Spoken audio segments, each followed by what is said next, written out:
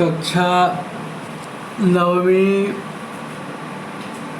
खंड अवस विषय हिंदी और पाठ संख्या 12 पाठ शीर्षक कैदी और कोकिला। रचनाकार माखनलाल चतुर्वेदी, जिन्हें हिंदी साहित्य संसार एक भारतीय आत्मा के नाम से जानता है। सबसे पहले हम देखेंगे माखनलाल चतुर्वेदी जी का जीवन वृत्त परिचय। देखिए, मध्य प्रदेश में एक ज़िला है होशंगाबाद। उसी ज़िला में एक गांव है बाबई। तो बाबई गांव में सन 1889 में माखनलाल चतुर्वेदी जी का जन्म हुआ था। बड़े कुशाग्र बुद्धि के थे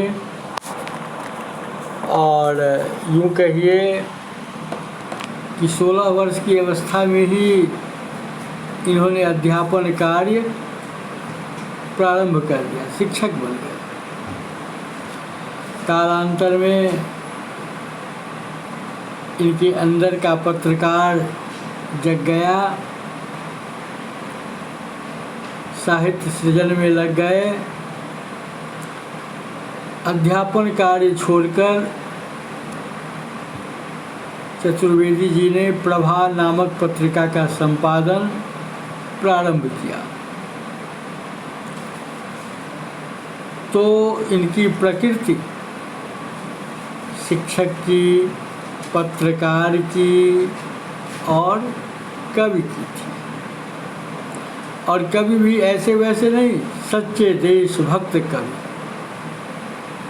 देशभक्ति की भावना से ओतप्रोत इनकी प्रखर पत्रकारिता का परिचय इससे मिलता है कि इन्होंने कर्मवीर और प्रताप नामक पत्रिका का संपादन किया। इस प्रकार से पत्रकारिता करते हुए, साहित्य की साधना करते हुए सन 1968 में इनका देहांत हो गया। इनकी प्रमुख कृतियों पर जब आप ध्यान डालेंगे तो पाएंगे हिम किरीटिनी, साहित्य देवता, हिम तरंगिनी, वेणुलो गूंजे धरा। इनके साहित्यिक अवदान को देखते हुए भारत सरकार ने इन्हें पद्म भूषण से विभूषित किया। साहित्य अकादमी के द्वारा ये सम्मानित किए गए। जब आप इनकी रचना धर्मिता पर विचार करेंगे तो पाएंगे ये राष्ट्रीय भावना से ओतप्रोत रचनाकार रहे और इनकी रचनाओं में राष्ट्रीय भावना कूट कूट कर भरी हुई मिलती है। उन दिनों जब इनकी काव्य प्रतिभा, पत्रकारिता चल रही थी, देश गुलाम था। इन्होंने पत्रिका के माध्यम से, कविता के माध्यम से जनमानस में मानवता का मूल्य भरने का काम किया, चेतना जगाने का काम किया और यह बतलाने का प्रयास किया देशवासियों को कि देश के लिए त्याग करना होगा, देश के लिए बलिदान करना होगा। तो इनके साहित्य में स्वतंत्रता की चेतना, त्याग की भावना, समर्पण और बलिदान की भावना सहज भाव से देखने को मिल जाती है। यही कारण है कि साहित्य जगत इन्हें एक भारतीय आत्मा के नाम से जानता है। और चतुर्वेदी जी ने इस उपनाम से कविताएं भी लिखी थी। वे कवि ठहरे, पत्रकार ठहरे, सामाजिक कार्यकर्ता ठहरे। भारत माता के हाथों में गुलामी की जंजीरें इन्हें नापसंद थी, तो भारत माता को जंजीरों से मुक्त कराने के लिए चतुर्वेदी जी स्वतंत्रता आंदोलन में कूद पड़े। परिणामतः अंग्रेजी सरकार की आंखों में चुभने लग गए। परिणामतः इन्हें कई बार जेल की यात्रा करनी पड़ी, लेकिन इनके अंदर जो देशभक्ति की भावना भरी थी वो मिट नहीं पाई, कमज़ोर नहीं हो पाई। साधना करते रहे, मानव मूल्य से जनमानस को अवगत कराते रहे, पत्रकारिता में लगे रहे। इन्होंने बहुआयामी कविताएं लिखी, भक्ति से भरी पड़ी कविताएं, प्रेम से भरी पड़ी कविताएं, प्रकृति के अनुराग से भरी पड़ी कविताएं और देशभक्ति से ओतप्रोत कविताएं तो थी। इनकी कविता में शिल्प की तुलना में भाव को अधिक स्थान मिला। ये भाव प्रधान साहित्यकार ठहरे, इसलिए इन्होंने छंदबद्ध कविताओं का सृजन किया, रचना की। इनकी रचनाओं में आप तत्सम शब्दावली के प्रयोग भरपूर पाएंगे। इसका मतलब यह नहीं कि इनकी कविताओं में बोलचाल के शब्द नहीं हैं। बोलचाल की भाषा, उर्दू फारसी के शब्द, इन सबों का भी इन्होंने बखूबी प्रयोग किया।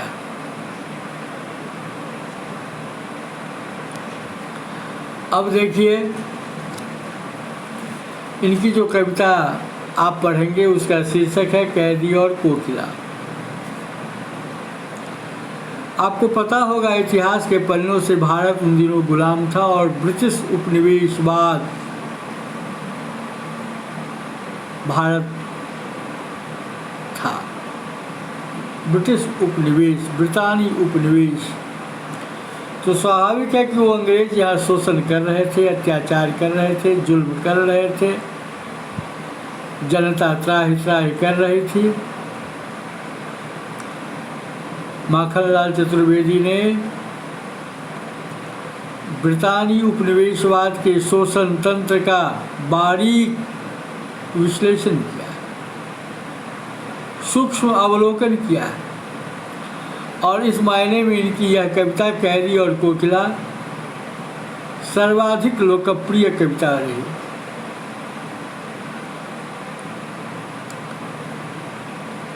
आज़ादी आंदोलन में भाग लेने के कारण जेल में जो इन्होंने यातना सही, इन पर जो जुल्म ढाए गए, और भी स्वतंत्रता सेनानियों को इस प्रकार से प्रताड़ित किया जाता था, दुर्व्यवहार किया जाता था कि ये लोग आंदोलन से विमुख हो जाए। भला माँ भारती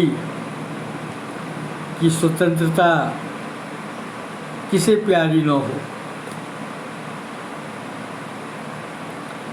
तो अंग्रेज़ों का जो दुर्व्यवहार था जनमानस पर, भारतीय जनमानस पर, स्वतंत्रता सेनानियों पर, बड़ा ही मार्मिक साक्ष्य इन्होंने प्रस्तुत किया है। किसके माध्यम से? अपनी कविता कैदी और कोकिला के माध्यम से। जेल का जीवन एकाकी जीवन होता है, इस प्रकार से व्यवहार किया जाता है कि क्रांतिकारी टूट जाए, हताश हो जाए, निराश हो जाए, उदासी का आलम छा जाए। लेकिन अंग्रेजों की दाल भला कैसे गलने वाली थी। कवि ने यहाँ कोकिला को अपनी कविता का एक पात्र बनाया और स्वयं कैदी के रूप में। उस जमाने में कैदी के मन में क्या क्या भावना आती थी, कौन कौन से दुख झेलने पड़ते थे और संतोष किस प्रकार से फैला हुआ था,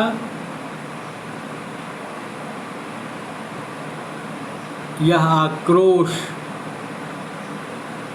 कविता में आप साफ महसूस करेंगे। कोयल तो मधुर तान में आलाप करती है, गाती है, पंचम सुर में गाती है, बसंत दूती है, लेकिन कवि को उसकी तान में भी दर्द महसूस होता है। लगता है जैसे कोकिला किसी का संदेशा लाई है।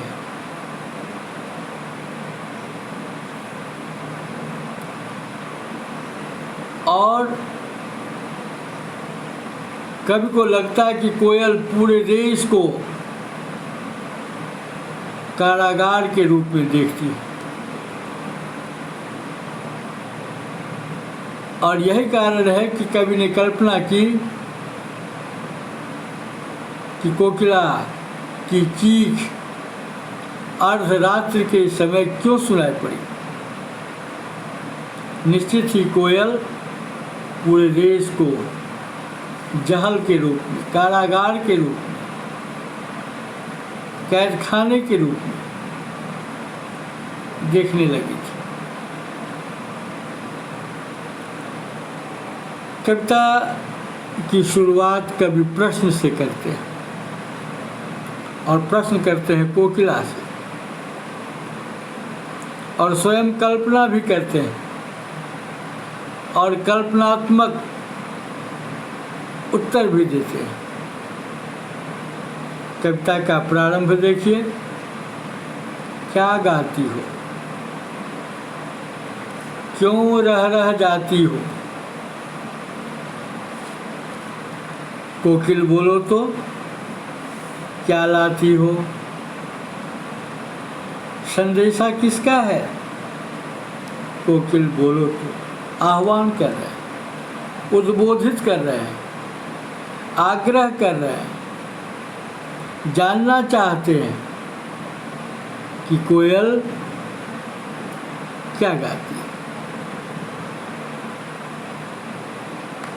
तो यह जो कविता है, कैदी और कोकिला स्वतंत्रता आंदोलन के सक्रिय और समर्पित सेनानी होने के कारण चतुर्वेदी जी जेल में बंद कैदी के रूप में कोयल से पूछ बैठते हैं, हे कोयल तुम क्या गाती हो,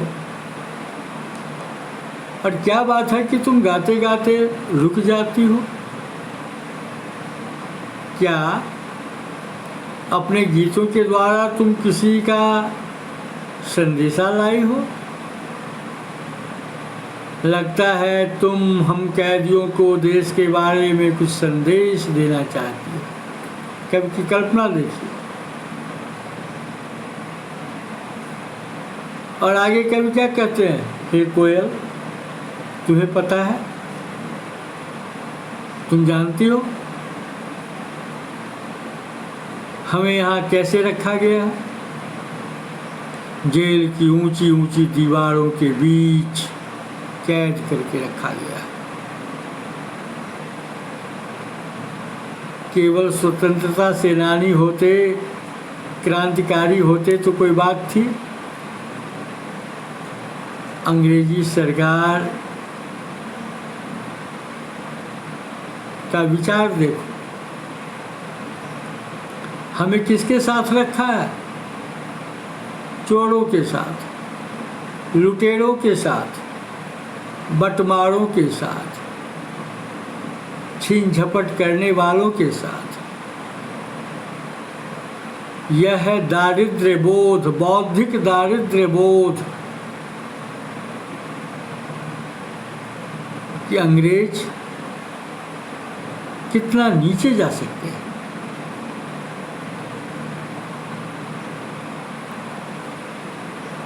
क्रांतिकारियों को, स्वतंत्रता सेनानियों को, कवि को चोरों, लुटेरों, बटमारों के साथ रहने के लिए मजबूर किया गया जेल के अंदर, कारागार के अंदर। लेकिन अंग्रेज मानवता पर कुठाराघात करते थे, अत्याचार करते थे, बुरा बर्ताव करते थे, व्यवहार करते थे बुरा, जिसका प्रमाण कवि को भरपेट भोजन भी नहीं मिलता है। कवि को क्या, सभी क्रांतिकारियों को, जेल में बंद जितने हैं सबको भरपेट भोजन नहीं। आपने कहानी पढ़ी ना, दो बैलों की कथा, प्रेमचंद की कहानी, कैसे कांजी हाउस में हीरा और मोती को बंद कर दिया गया था। क्या देखा हीरा और मोती, वहाँ जितने जानवर थे हड्डी हड्डी निकल आई थी, सांस चल रही थी, यही समझिए। तो कारागार में कैदियों के साथ दुर्व्यवहार किया जाता है, उन्हें मानसिक रूप से तोड़ने की कोशिश की जाती है।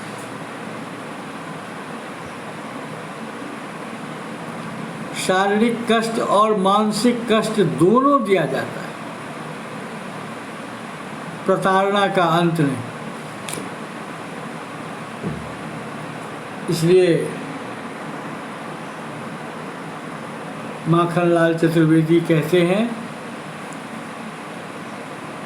एक भारतीय आत्मा, हे कोयल मत जानो मत पूछो। कवि की कल्पना है, वो तो कविता लिख रहे हैं, लेकिन संबोधन किसका, कोयल को कह रहा है, संबोधित, मत पूछो। स्वतंत्रता सेनानियों के साथ मानवीय व्यवहार किया जाता तो कोई बात थी, अमानवीय पाशविक व्यवहार, नारकीय जीवन, लगता है जैसे नरक में हो ये लोग, ऐसा जीवन बिताना पड़ रहा था। जेल के कर्मचारी इतने गिरे हुए कि कैदियों को मरने भी नहीं देते, जीने भी नहीं देते, तड़पा तड़पा कर रखते। कभी क्या करते और क्रांतिकारी क्या करते, तड़प तड़प कर रह जाते। ऊपर से कड़ा पहरा, देखिए पंक्ति, ऊंची काली दीवारों के घेरे में, डाकू चोरों बटमारों के डेरे में, जीने को देते नहीं पेट भर खाना, मरने भी देते नहीं तड़प रह जाना। ऊपर से देखिए पहरा, जीवन पर अब दिन रात कड़ा पहरा है, शासन है या तम का प्रभाव गहरा। तम अंधकार, भौतिक भी, आध्यात्मिक भी, मानसिक भी। लगता था अंग्रेज बौद्धिक दरिद्रता के जीते जागते प्रमाण। और ऐसे में चंद्रमा की चांदनी मिलती, चंद्रमा का ही एक नाम है हिमकर। अब देखिए क्या कहते हैं चतुर्वेदी जी, शासन है या तम का प्रभाव गहरा है, हिमकर निराश कर चला रात भी काली, इस समय काली माँ मई जगी क्यों आली आली सकी। काली माँ मई, कोयल काली होती है, रात भी काली क्योंकि चांदनी थी नहीं, अंधेरा, अंधकार का साम्राज्य। इसलिए चतुर्वेदी कहते हैं कि कैदियों पर, क्रांतिकारियों पर, स्वतंत्रता सेनानियों पर कड़ा पहरा लगा दिया गया। कोयल से कभी पूछते हैं, अब तुम ही बताओ इसे क्या कहें? शासन कहें या अन्याय की पराकाष्ठा, घोर अन्याय?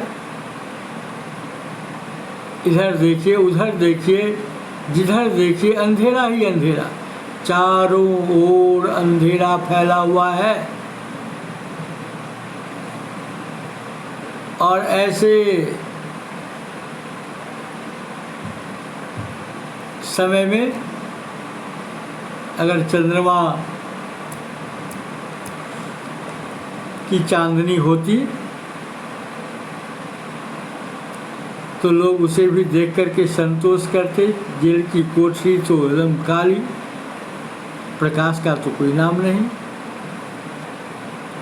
क्योंकि अंग्रेजों के लिए क्रांतिकारी आदमी थे नहीं, पशु थे। इसलिए पाशविक व्यवहार, कितना अधम विचार, नीच विचार।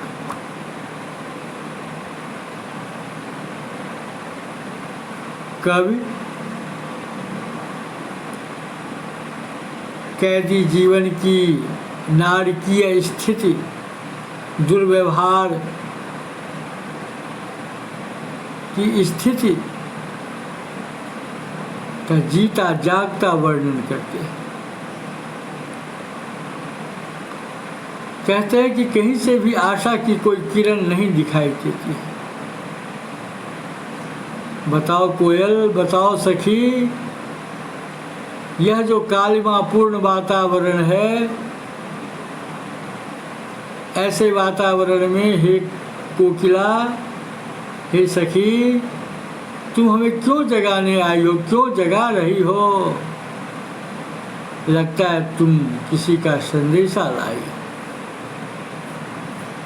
है ना? कवि की भावना आगे देखिए। क्यों हुक पड़ी वेदना बोझ वाली सी, कोकिल बोलो तो क्या लूटा, मृदुल वैभव की रखवाली सी, कोकिल बोलो। तो कभी जानना चाहते हैं कि कोयल किसका संदेशा लाई। कवि ने जेल जीवन की जो यातना दी जाती थी कैदियों को, क्रांतिकारियों को, सेनानियों को, उस यातना की चर्चा करते हुए कहते हैं कि यह किसी भी तरह से मानवीय नहीं, पूरी तरह अमानवीय व्यवहार हुआ करता था अंग्रेजों का, अंग्रेजी सिपाहियों का, सैनिकों का, अधिकारियों का। और ऐसी हालत में जब अर्धरात्रि में कोयल की कूक सुनाई पड़ती है, तान सुनाई पड़ती है, आवाज़ सुनाई पड़ती है, तो कभी उससे बात किए बिना, वार्ता किए बिना, आलाप किए बिना रह नहीं पाते। और मन में जो आक्रोश फूट पड़ा है अंग्रेजों के प्रति, उसे वो जीवंत स्वर देना चाहते हैं।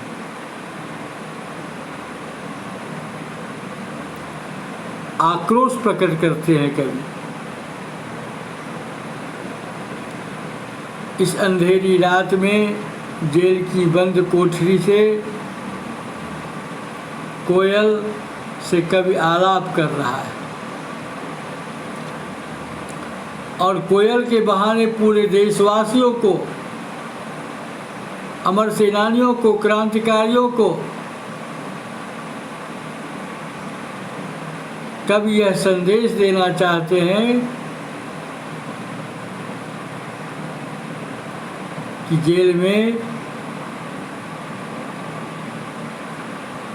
काफ़ी यातना दी जाती है।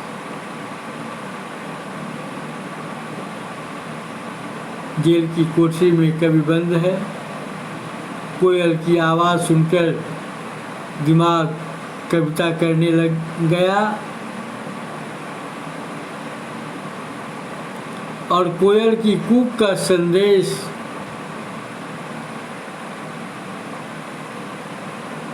कवि कर बैठा।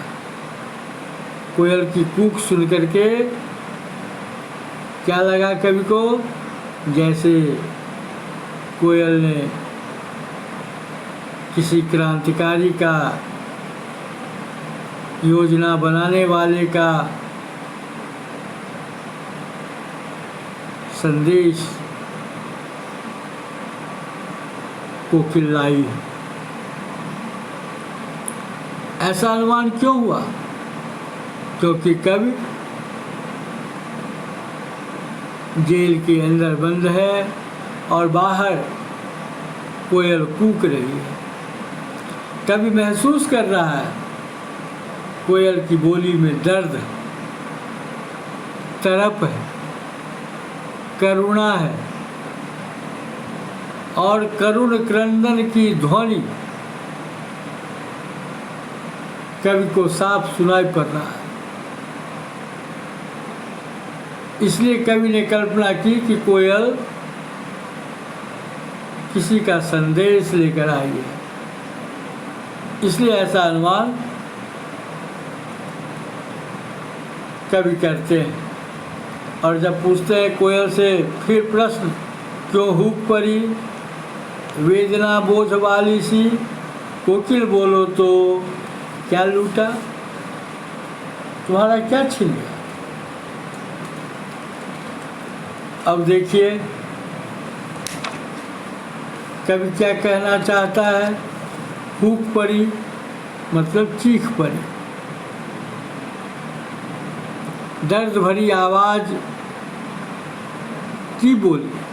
वेदना मतलब पीड़ा, मृदुल मतलब मधुर, वैभव मतलब ऐश्वर्य, धन संपदा, रखवाली रक्षा करना, देखभाल करना, बावली पागल, दावानल जंगल में लगी हुई आग।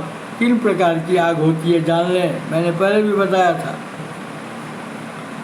दावानल जंगल की आग, बड़वानल समुद्र की आग, क्षुधानल पेट की आग, भूख की आग।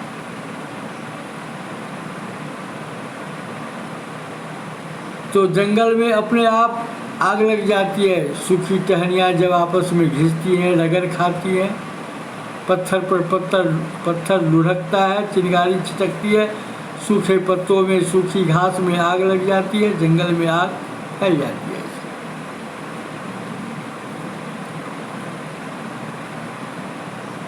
ज्वालाएं, आग की लपटें।